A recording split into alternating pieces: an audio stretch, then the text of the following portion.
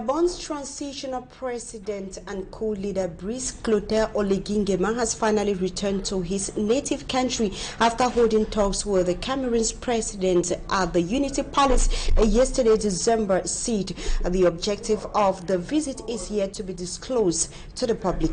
Good afternoon, ladies and gentlemen. It's midday on Équinoxe Television. You're welcome to the bilingual newscast. Christine Babanda, bon après-midi.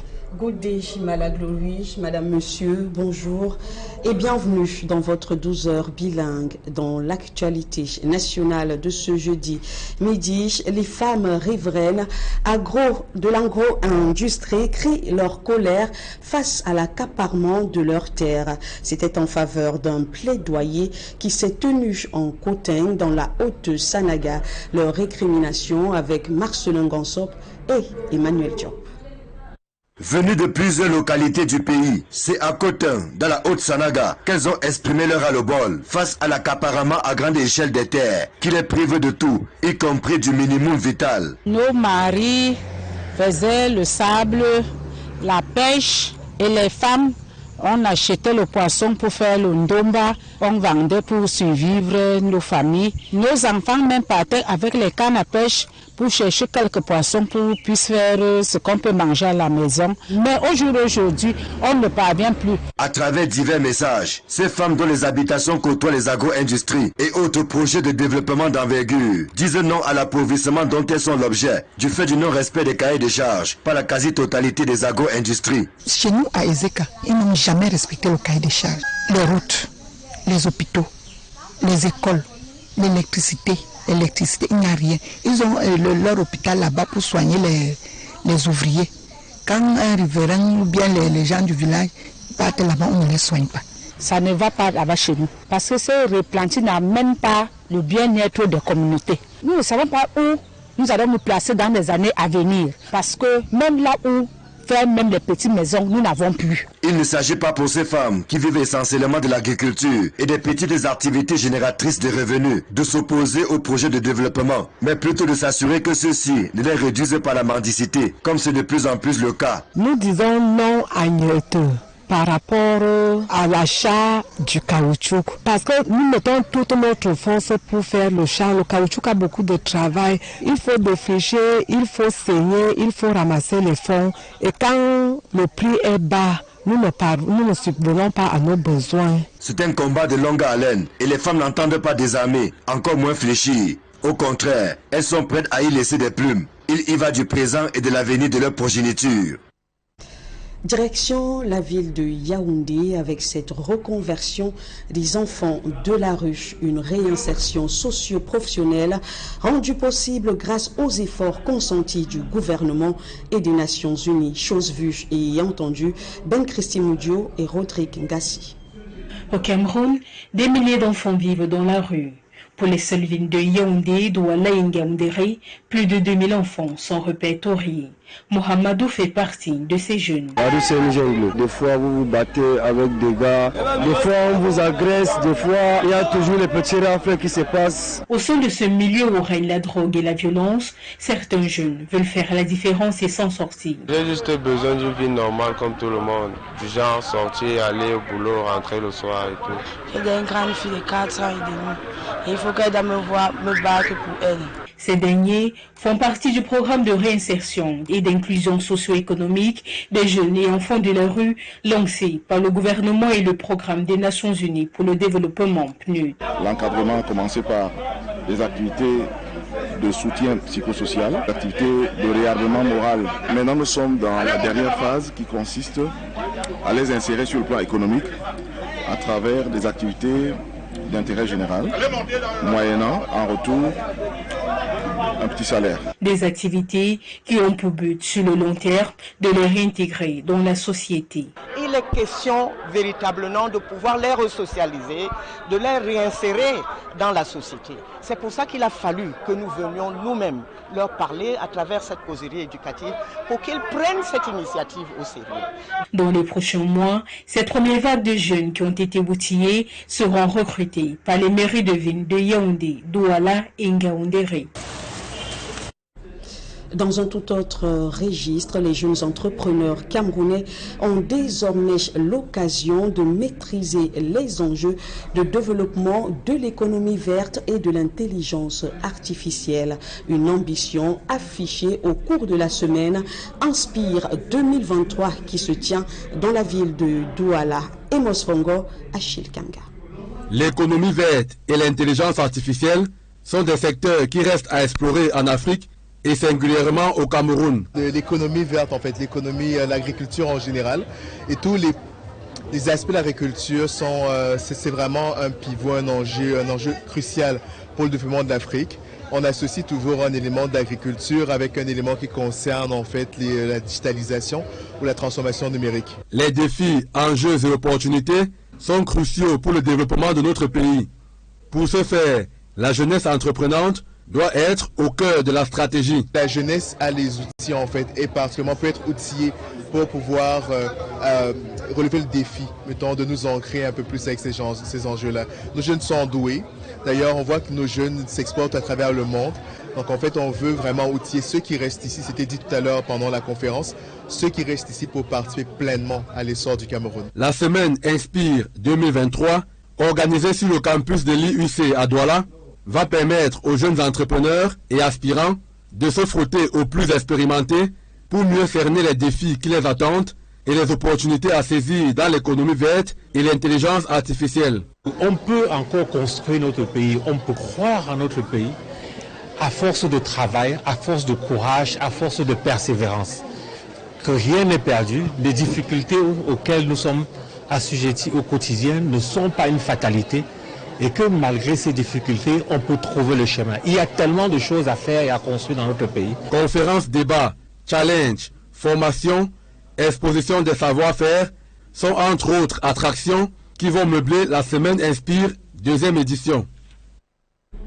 C'est le fait majeur de l'actualité du mercredi 6 novembre 2023, la visite officielle du général Brice Clotaire au Lingui Nguema au Cameroun. Après avoir rencontré hier la communauté gabonaise à l'hôtel Hilton de Yaoundé, le président de la transition au Gabon a pris la direction du palais de l'unité où il s'est entretenu pendant 2 heures avec son homologue camerounais Paul Biya. Le renforcement des relations amicales et fraternelles entre les deux pays frères était au cœur des échanges. Après cette visite de moins de 24 heures, le président gabonais a quitté le Cameroun pour Libreville. Nous reviendrons largement sur cette actualité dans nos différentes éditions avec le contenu de cette audience. Place à présent à nos partenaires, 2e édition des Hospital Awards, l'excellence santé récompensée au cours d'une cérémonie qui s'est tenue dans la capitale économique et qui a drainé beaucoup de monde. C'est un public reporter. À sa méthode, la télémédecine, il est facile pour un patient de bénéficier d'une attention particulière. Nous félicitons le promoteur et l'équipe qui l'accompagne. Le clou de cette soirée sera la remise des prix en nature et en espèces aux différents acteurs de l'écosystème de la santé au Cameroun. Dans une ambiance de fête, ils reçoivent tour à tour leurs prix.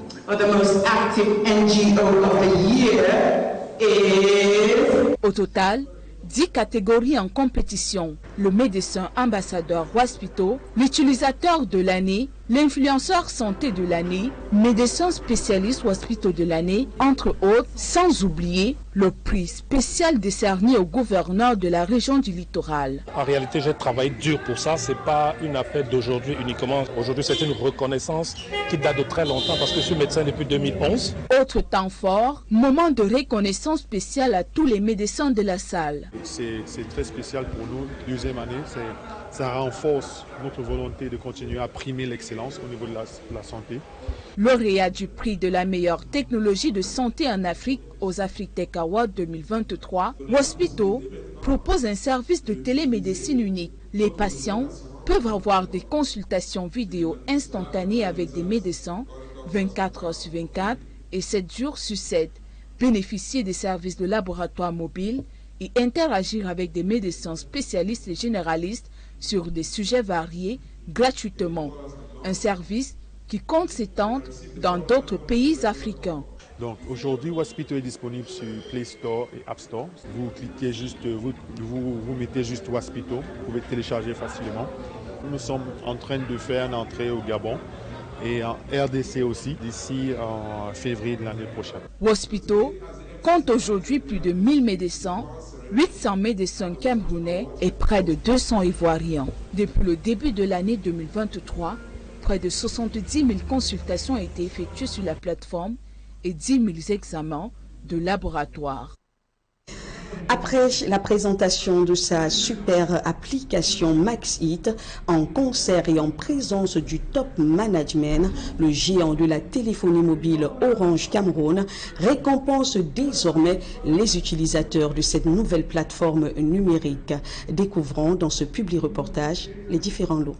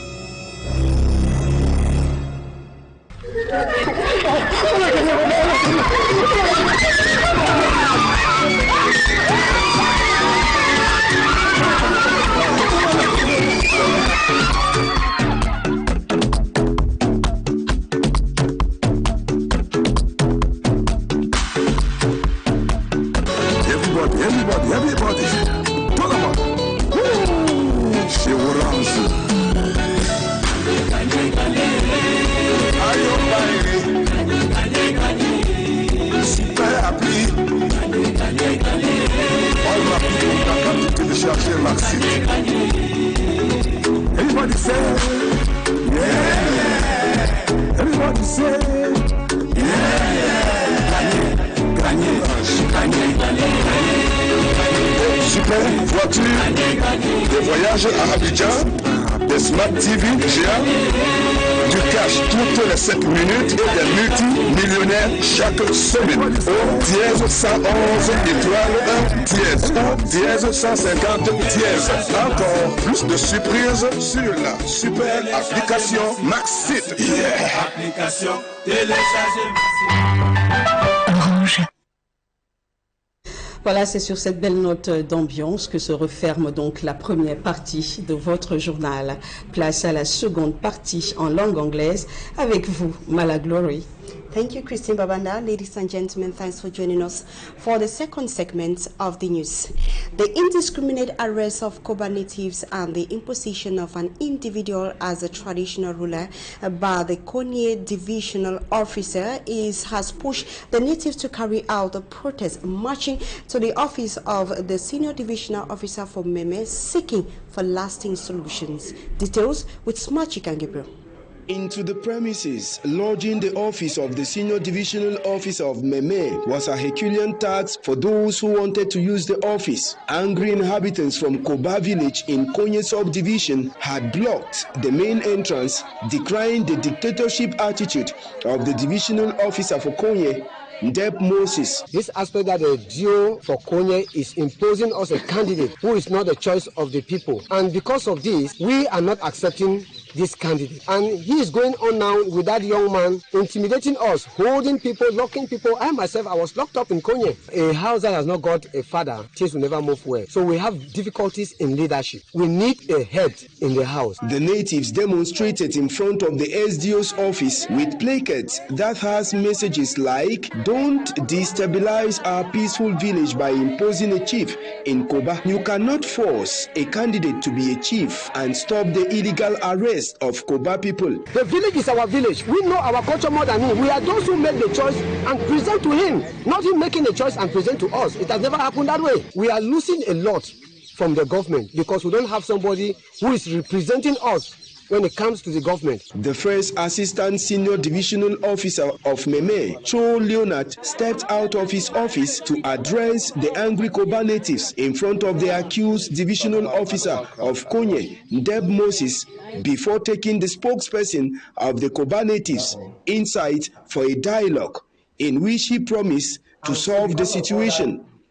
After leaving the SDO's office, the angry inhabitants of Koba village marched on to the High Court in Kumba, where some of their colleagues have been locked up and requested that all of them should be freed. This was the third time that the people from Koba village are on the streets. Since 2017, Koba village hasn't got a chief.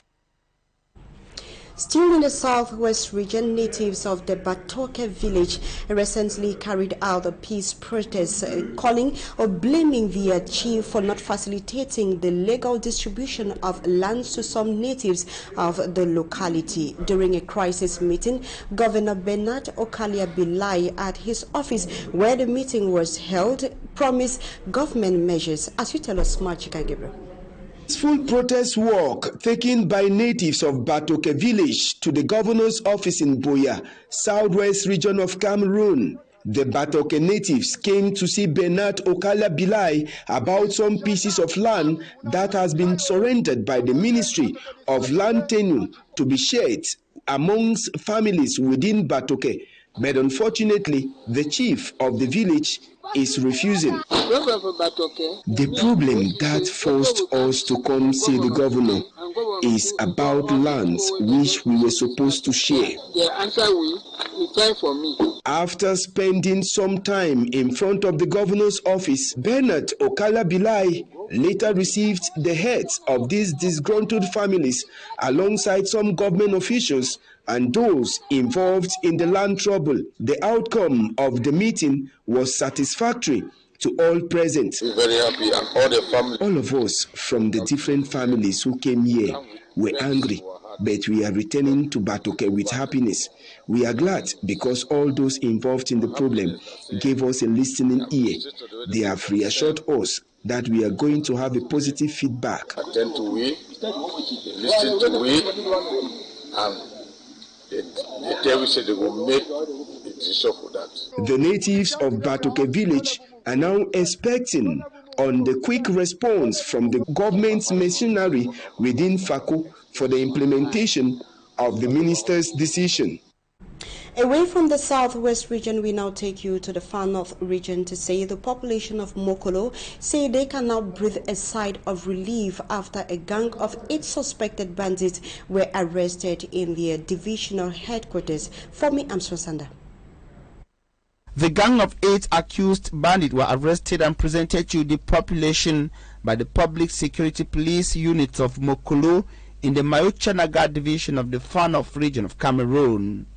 Presented as being responsible for the multiple cases of theft, burglary and aggressions in the area, the police says the individuals were arrested in possession of a lady's bike, 2 gas bottles, 2 wheelbarrows, 3 TV sets, motor pumps, electronic materials and many other household materials, equipment and utensils. Il a recruté les jeunes, vous les avez vus à l'extérieur.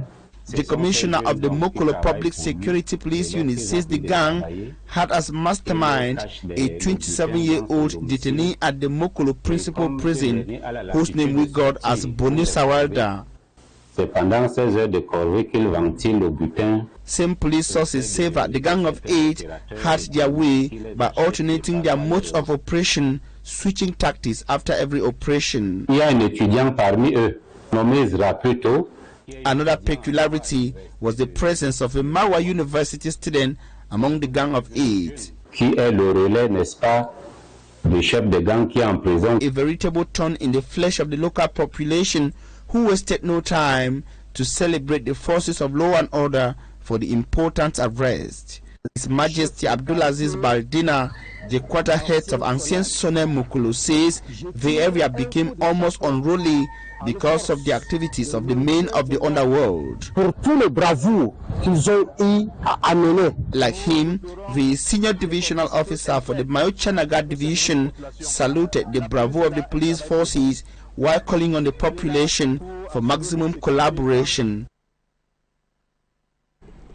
Cameroonians say they are at the verge of not being able to provide 2 square meals a day to their families. This is due to the continuous increase in the prices of food items, especially locally cultivated foodstuff.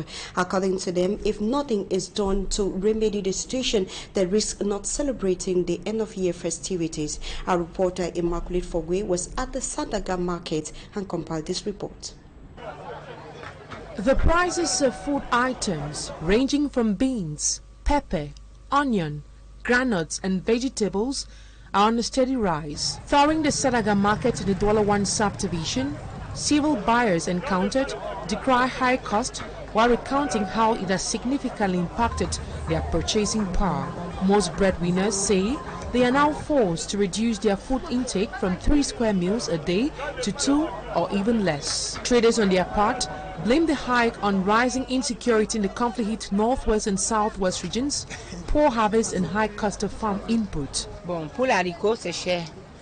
Beans is very expensive. Before a cup was sold at 250 francs, now it costs 400 francs. We have no choice than to buy it, but then we can't eat well. I don't know how we will celebrate end-of-year festivities.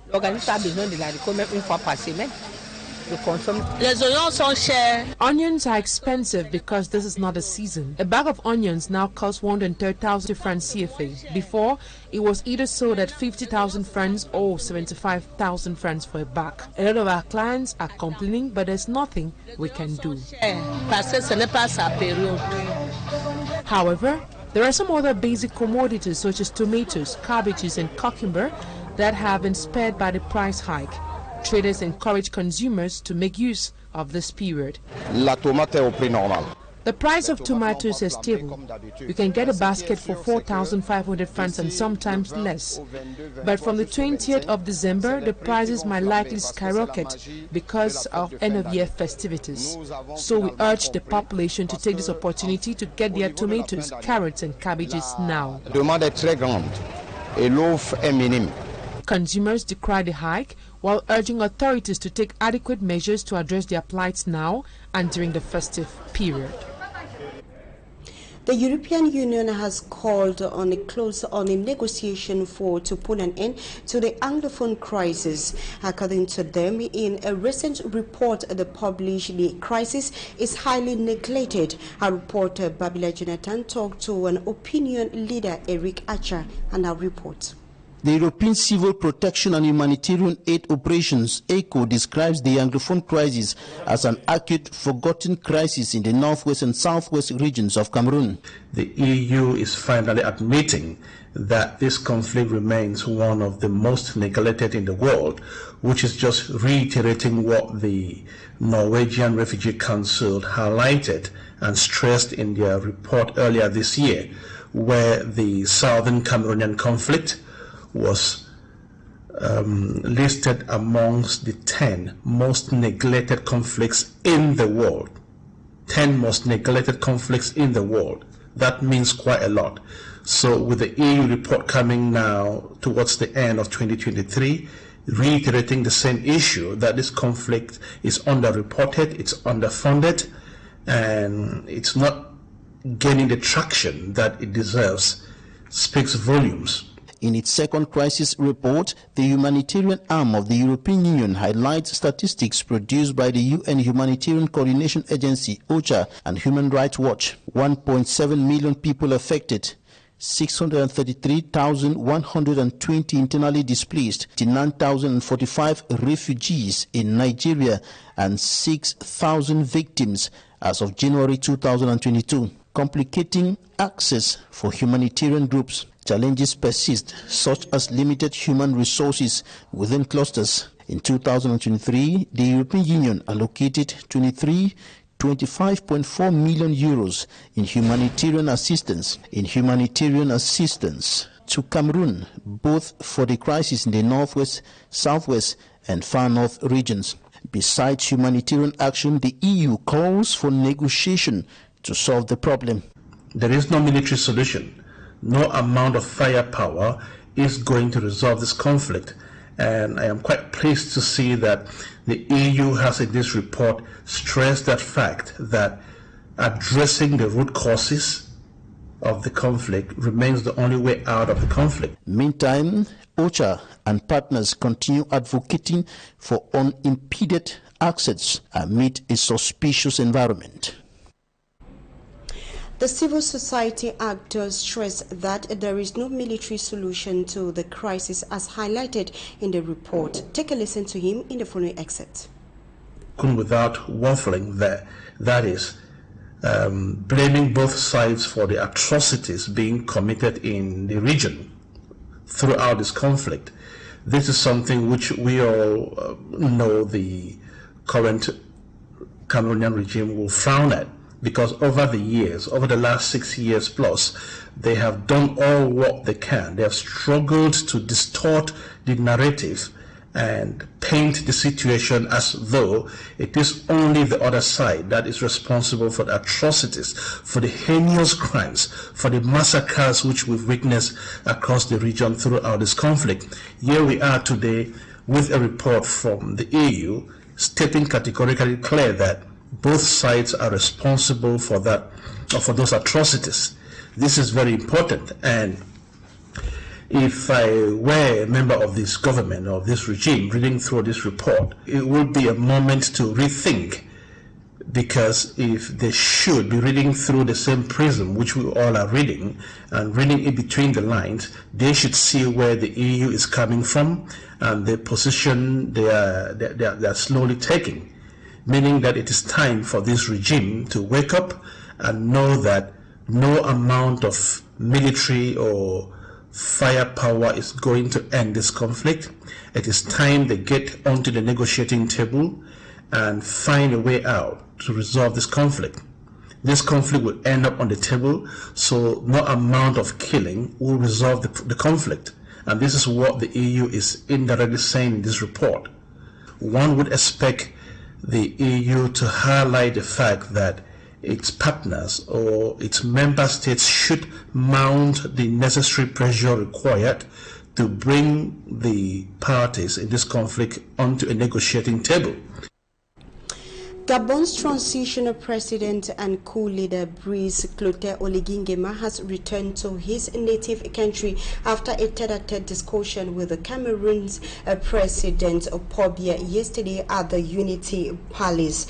Yesterday, December 6th. The reason for his visit to Cameroon is yet to be made public. Ladies and gentlemen, it is on that note that we end this midday bilingual newscast on the Équinoxe television.